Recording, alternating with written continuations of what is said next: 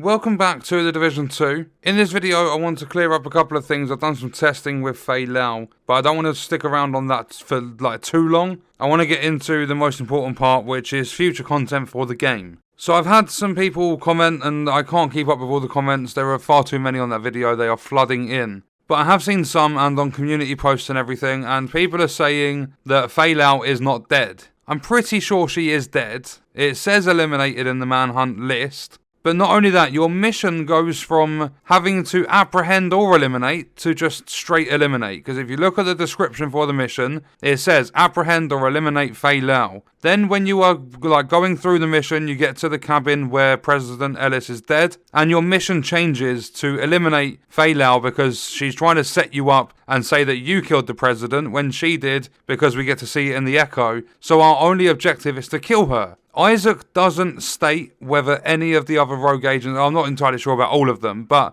I went back, did some testing, I ran through Jupiter, she was also a prime manhunt target, also a rogue agent, and it never popped up saying, Isaac never started saying, oh, rogue agent deceased or anything like that. The only time I've known him to do that is when Kina died. So for Isaac to not confirm Faye Lau's death doesn't mean anything. I tried letting the chopper disappear, letting the timer run out. That's just objective failed. And then one thing I did notice is I noticed that someone said in the comments, I think it was, I don't know if it was a community post or if it was on the video itself when I was ranting and raging about it, but someone said, if you shoot Faye Lau after she dies, it spawns extra waves of enemies. And I thought, that's just coincidence. They shot her the same time as the other choppers come in. When you take down the first one and it says mission completed, then you take down the extra one that randomly spawns in. But me and Pete did some testing, and I'm going to put the footage on screen, you'll be able to see it. We went over to Faye Lau after we had taken out every enemy in the mission. You literally have the thing pop up to say exit to DC or New York or whatever. You can go and depart from that mission area. I went over and I shot Faye in the head. It spawns in an extra wave of dogs. Absolutely no idea why it does it, but it spawns in an extra wave of enemies. Then once you've killed those, you shoot her again, and it spawns in a second wave of enemies that come in from a chopper. After that though, there's nothing else. Absolutely nothing. It just spawns in 2 extra waves for shooting her in the head. I don't know what's going on with that. But another thing that people have been talking about all over the place is the Langley reports. We went to the laptop inside the cabin where the president is dead, and we interacted with it. It's unlocked all 10 Langley reports. That is nothing to do with Division 3, new content or anything like that, as people have tried pointing out it is. All it is a sitrep, it's a status report on what is going on with other regions. You have Canada, Russia, Mexico, Europe, all that sort of stuff. It tells you what's happening with the viral outbreak. That is literally what those Langley reports are. I don't know if there's anything, as I haven't listened to them all. I listened to 3 or 4 of them. But I'm pretty sure that's not going to lead to anything in terms of content or a new game, because it is literally just reporting status of these different regions. But now that part is over and done with, we are going to have a little chat, a little discussion about what's actually been happening regarding the conference call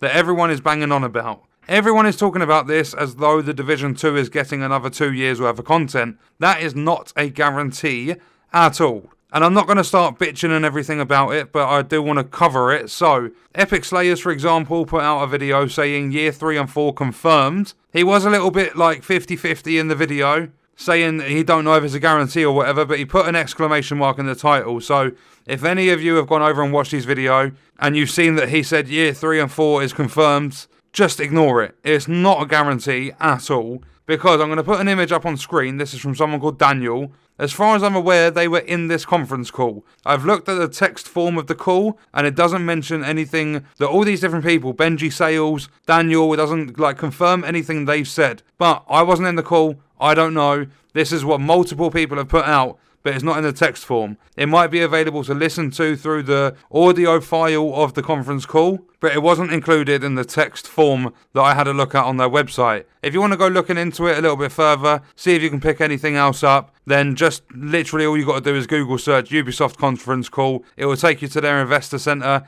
You can listen to it all. But Daniel has said, regarding Ubisoft Massive, the team will work on new content for The Division in 2021 and 2022. Their Avatar game will release prior to the new Star Wars game that they are working on. Where it says the team will work on new content for The Division in 2021 and 2022 that doesn't specifically state the Division 2. There are several things that could happen. We could possibly get a brand new DLC, new expansion for the Division 2. We could see new types of global events. There could be literally anything can happen within the Division 2. They haven't got many main characters to go through at all. They've literally just killed off Faye Lau and the President. So there's not too many people left with questions over their heads. So another thing they could do is make a whole new story based on characters that nobody knows and possibly nobody will care about. Another thing is, I don't think they're going to make anything else for the Division 1, but because it says they will work on new content for the Division,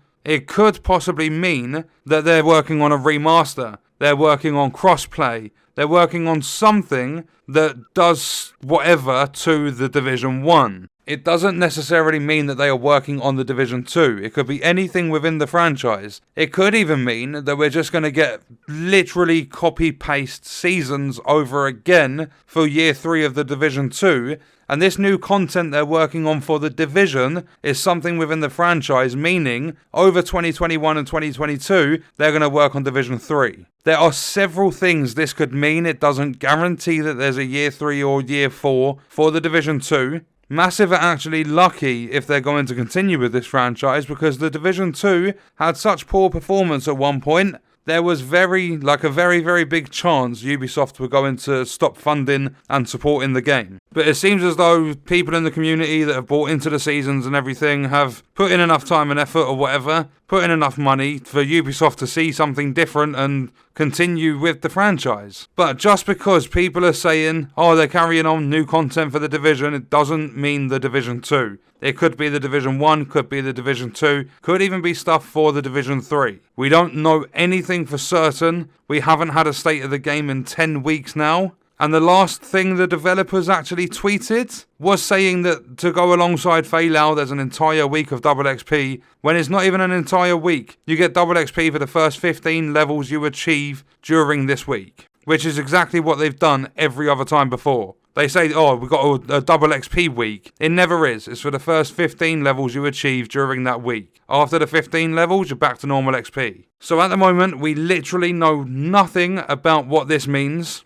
Whether it's Division 1 stuff, Division 2 stuff, or a future game, if it's even going to be called Division 3, if they even make it. But I just wanted to clear up that it does not guarantee Year 3 or Year 4 content. We don't know what's going to happen, if there's going to be an expansion, if there will be a level cap increase up to 50 instead of 40. We don't know what's going on. We might get literally the same global events, the same season like layout, but with different manhunt targets. They'll make characters up or something. We could get exactly the same as what we had for Year 2 in Year 3. We never ever know. They might not even do Year 3 content. They might literally just remaster the Division 1 or just literally add crossplay. They might say, oh, in September, so it'll be like 2.5 years since the release of the Division 2, they might say, oh, we've got crossplay coming. Or even if they do announce that there's new stuff for the Division 2, it might all get delayed after it's been announced. You never know what's going to happen. I don't know if they have anything lined up. They've been silent, like pretty much radio silent for the last 10 weeks. We've heard nothing at all. But what I'm going to do is leave the video there, start up discussions, let me know your thoughts and stuff in the comments. I'll see you in the next one. I hope you guys enjoyed it.